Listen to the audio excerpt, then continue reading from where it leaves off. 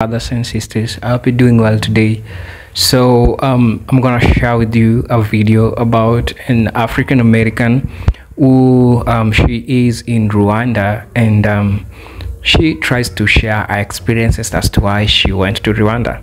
And so it happens that she's been asked, like, why did you choose Rwanda over Kenya? Because we know that Rwanda and Kenya are both in East Africa. So when Rwanda and Kenya are both in East Africa, of course, they are so close. So the brother asked the sister, why did you choose Rwanda over Kenya? And so the lady gave her reasons to why she chose Rwanda. And among her reasons, she said that Kenya is more infatuated by the United States. And I feel like that statement really spikes a lot of things that we need to address. And so I want you to watch this video, and then we're gonna be addressing the issues after the video. And I'm glad that you'll find time to also get to hear my analysis about this as a Kenyan and also as an African. So stay tuned and watch the video, and let's learn together. During your birthday, and like probably a little after your birthday, you went to Kenya for a little bit. So can you let me know, like, how is Kenya? Because I only been there for like one day, and I do want to go to Kenya, family. Yeah. Look here. Ooh, ooh, ooh, ooh, ooh. Kenya is a different vibe. Okay. They have everything that you have in America. They want to be Americans. You have your Domino's, your Burger King. Somebody said it was a Jack in the Box there. I didn't see that. They have the Pizza Hut, Pizza Inn. You have stores from UK and America. Ashley Furniture. And they build furniture here. They build the best furniture here. And why Ashley Furniture and Shell Oil on every corner. They drive on the wrong side of the street. Driving, anything you do. We walked because it was scary driving. They got tollways, highways. You the Maasai tribe. Those are the only people I saw in African garments. Okay. Because they want to do everything. I saw a Nipsey Hussle bus. I saw a Notorious Big bus. Okay. I saw a Tupac bus. Nice. And so then I found out they don't have public transit as far as buses. You buy a bus, you paint it, you do what you want to do, you have your own music on it, and then you choose the route you want. There's no schedule for the routes. Yeah, go figure. Beautiful museums, their archives, the history is documented beautifully. Enjoyed the tourism, but I enjoyed the malls. The Two Rivers Mall, the biggest one, it's the second or third biggest mall in Africa. Okay. And your girl had a ball at the mall. And yeah, all of that.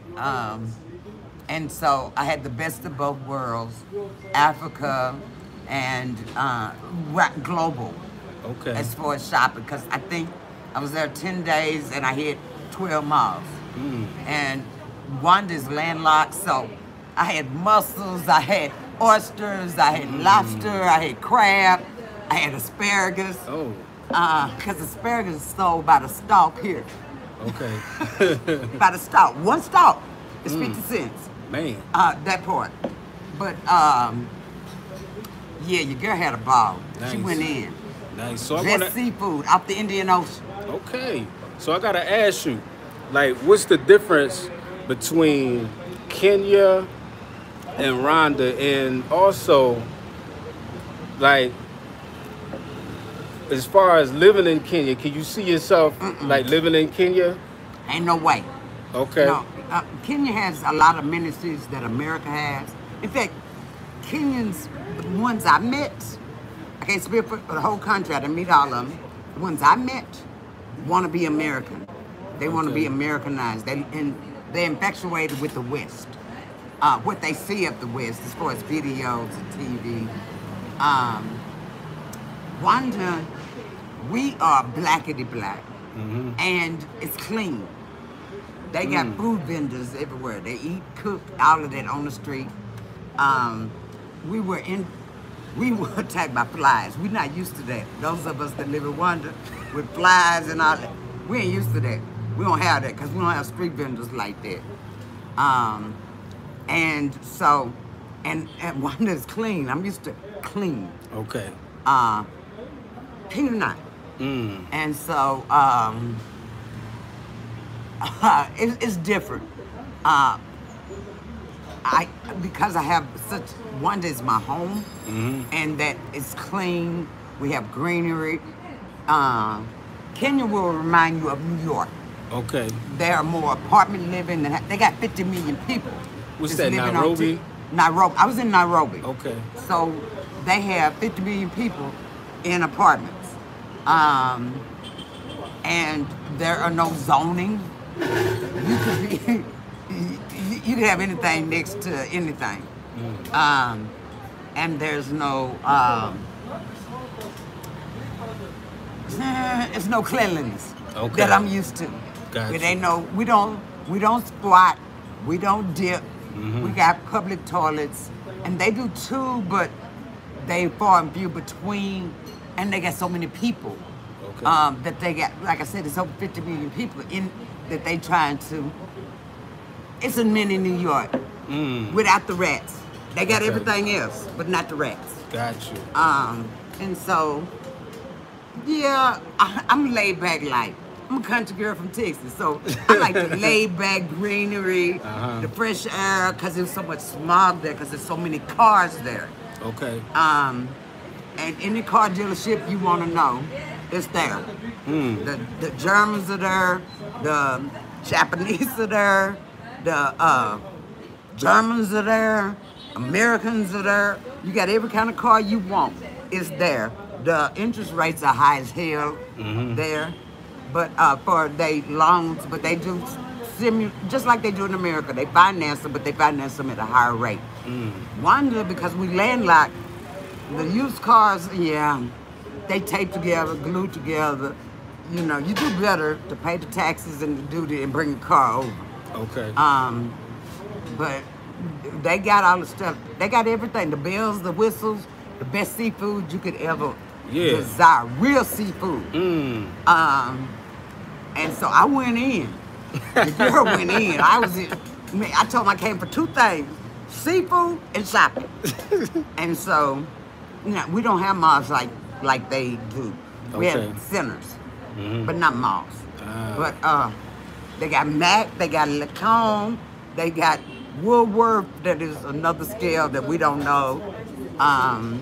They got Clark's, they got Adidas, they got Nike, they got Puma, they got everything you would find in the States, but it's just in a safer environment. Okay. Yeah, that part. Nice. So like out here in Rwanda, I've noticed that a lot of seniors from different places, like in the African diaspora, tend to come to Rwanda here. Would you say this is like one of the best? This is the haven. This is the, This is the haven for retirement. If you want to die well, if you want your last years to count, you want peace, because we got a president that ain't playing about his people. And if you melanate, he down for you. Nice. And so the retirement community is huge. Your retirement money goes farther here, and you're safe. There's no guns, no guns allowed in the country other than the military. You can't bring guns here talking about you want to hunt. No, we don't do that. And so we have a president that makes everybody accountable, even Parliament. He makes them accountable. You play games, you put out a job the next day. You found out on Twitter, you've been replaced. Man. But no, you're safe. Your money will go farther here. Plus, you can live your best life here in safety, in cleanliness, in wholeness. Our food comes straight from the ground. You're gonna be scrubbing some vegetables and fruits for a minute, but it comes straight from the ground to nothing added. And so, it's no other place I'd rather be than Rwanda. Okay. So like when it comes to like younger people, like do you think Rwanda's a cool place for like a younger crowd or like the older crowd? Rwanda is a place for the older crowd. Now they have a vibrant tech community because our president is tech savvy. He wants everything driven by technology. And so if you're in technology, yes. If you're young and you need things to do, we gonna come short on that. I say go west. Okay. On the continent. Rwanda is for season sites. Season.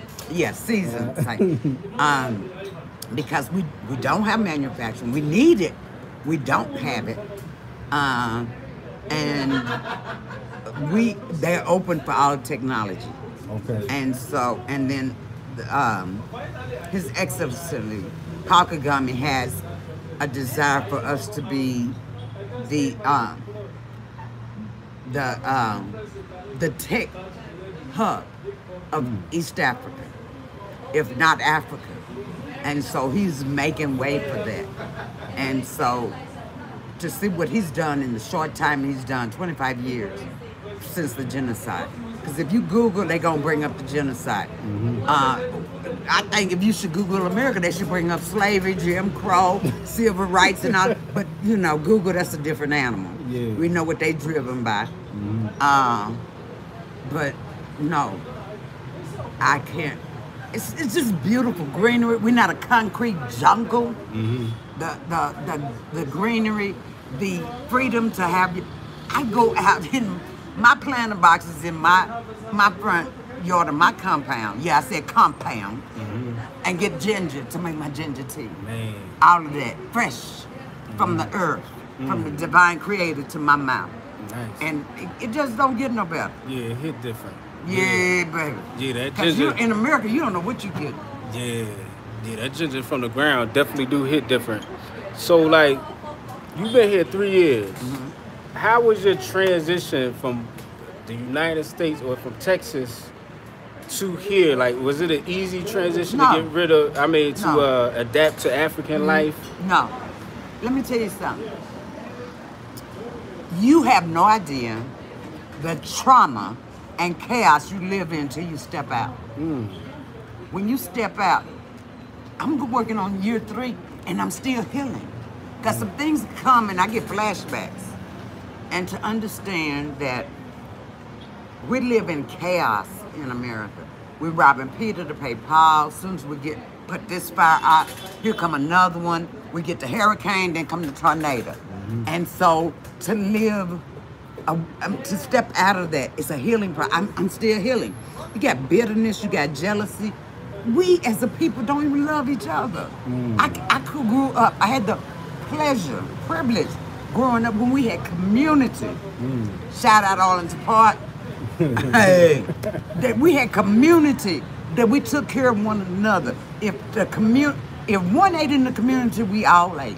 If you messed up, they didn't have no pages, they didn't have no cell phone. I literally don't know if the lady is right about the statements that she gave about Kenya and generally Kenyans.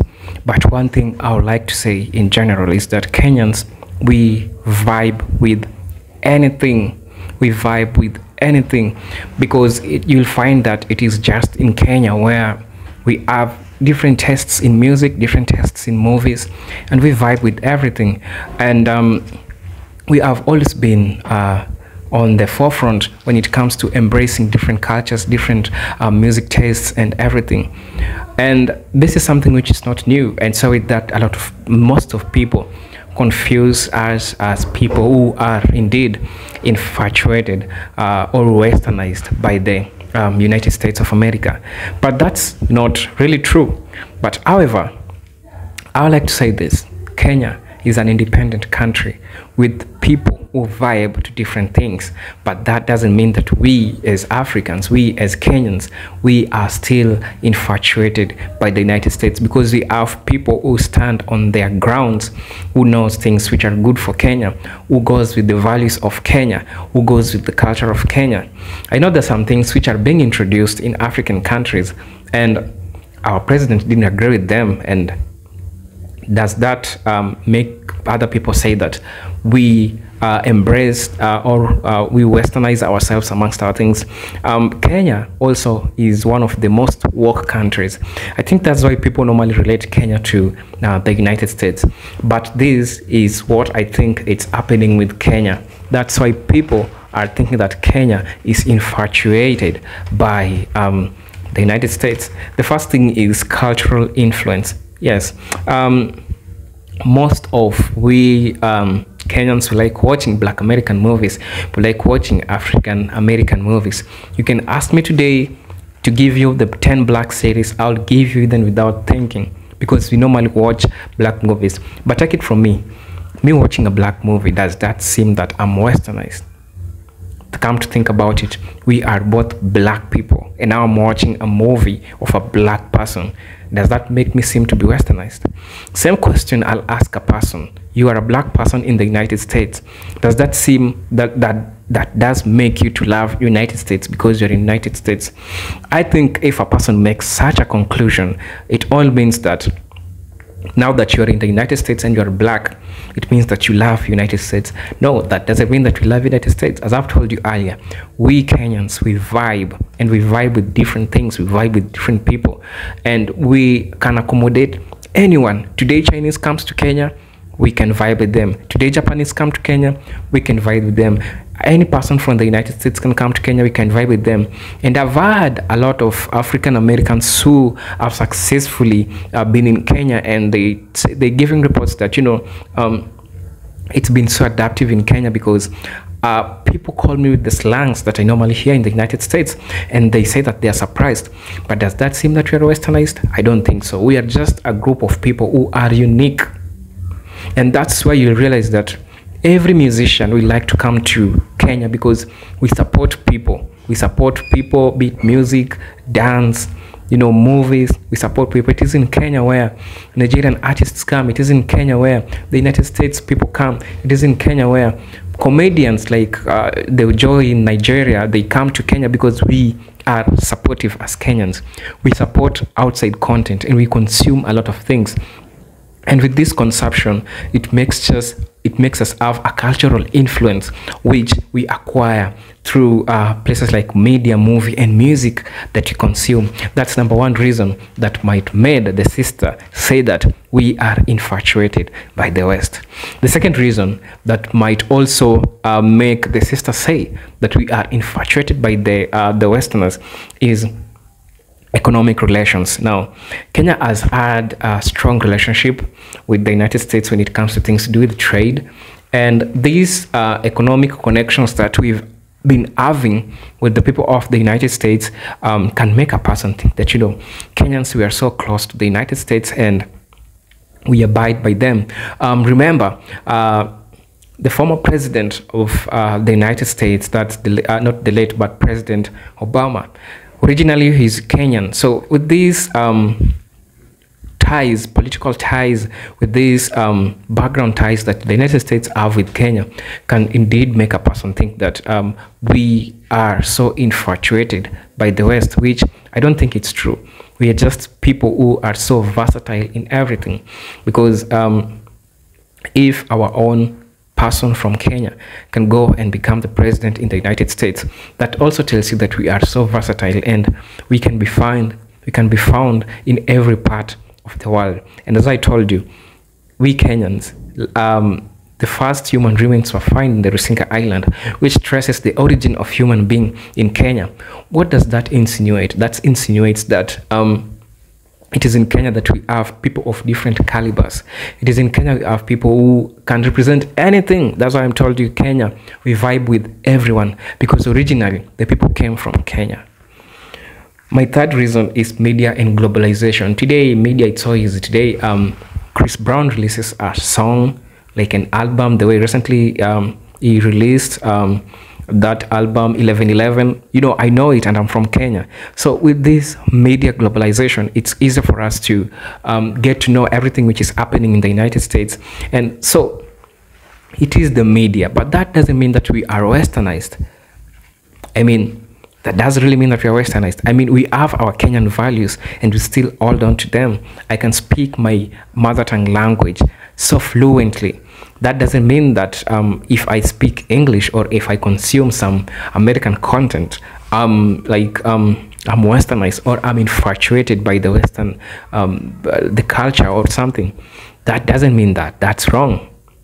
You see, we like to embrace other cultures. As I told you earlier, we Kenyans, we embrace other cultures. That's what we do. I'll also talk about something with personal experience. Yes. Sorry, the lady's personal experience, and I think that's what majority in major she talked about. She tried to address the issue of rowdy cars. People are just riding those Mercedes Benz with loud music, and that kind of the United States life. And even she talked about garbage, like the cities are not clean. She talked about a couple of things which are related to the United States, and even the structure of our city, like Nairobi city, the way it is structured. Some people call it New York, the New York of Africa. And I think that with this type of words that people give Kenya, makes it think that we are so much westernized by the Western world. Well, I don't think that's true. We are just people who embrace different things, and we are gifted in this. So guys, tell me what you think in the comment section. This is Eugene, the African Kid. Until then, see you in my next video. Peace, love, and harmony. And always know that African Americans, I do love you. Happy New Year. Hope you're good where you are. Salute.